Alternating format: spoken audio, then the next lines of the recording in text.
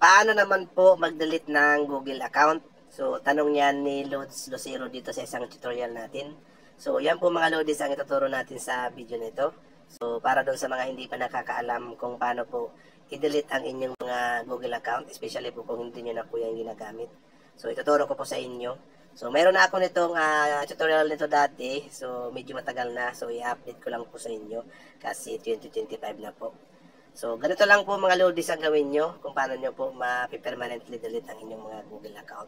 Sa inyo pong mga cellphone, hanapin nyo lang po ang setting. Ayan. Pagdating po dito sa setting ng inyong mga cellphone, so scroll up nyo lang po, scroll up nyo. Hanapin nyo lang po ang Google. Ayan. Pwede nyo pong i-search dito, dyan sa search bar ng setting nyo. Or pwede nyo pong i-scroll up and then hanapin mo ang Google. So, ang iba naman po, nasa account po yan mga Lodis. Ang iba nasa Google. So, i-open nyo lang po kung alin po yung available at kung saan nyo po makikita yung inyong Google. Ngayon po, lalabas po ito, Google Service. Kung marami pong nakalagin na Google sa inyong mga cellphone and then hindi po ito yung account na gusto nyo pong i-delete, kailangan nyo po munang mag-switch, okay? I-switch nyo po muna yung account. So, i-click nyo lang po yung malit na arrow na yan, ayan, head arrow. And then, dito po, lalabas po dito yung mga Google account na nakalagin sa inyong mga cellphone. So, i-click nyo lang po yung account na gusto nyo pong i-delete. So, halimbawa po ito.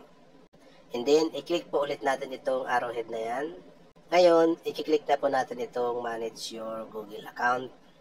And then, pagdating po natin dito sa ating mga Google account, i-click lang po natin itong data and privacy. Yan.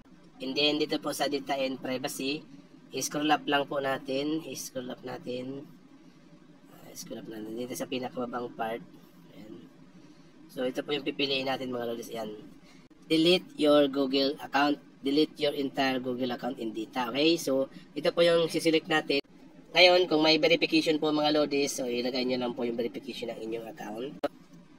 Pag once po na na-verify na po, nasa iyo po yung account na yan, so lalabas na po ito, delete your Google account. Yan. So, ang mga madidelete po niyan mga Lodis, yan dito.